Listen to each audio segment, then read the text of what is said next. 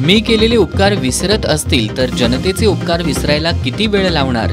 आमदार सतेज पाटील यांचा खासदार संजय मंडलिकांना अप्रत्यक्ष टोला। मागच्या वेळी 2019 ला संघर्ष असताना या मंत्रिमंडळाच्या भविष्यकाळाचा विचार केला नाही।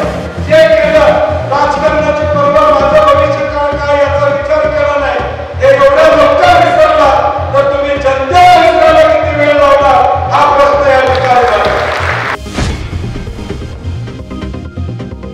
शक्तीपीठ महामार्ग शेतकऱ्यांना उद्ध्वस्त करणारा असून या विरोधात पुढील आठवड्यात मुंबई उच्च न्यायालयात शेतकऱ्यांच्या वतीने जनहित याचिका दाखल करणार उच्च न्यायालयाचे माजी न्यायमूर्ती तानाजी नलवडे यांची माहिती।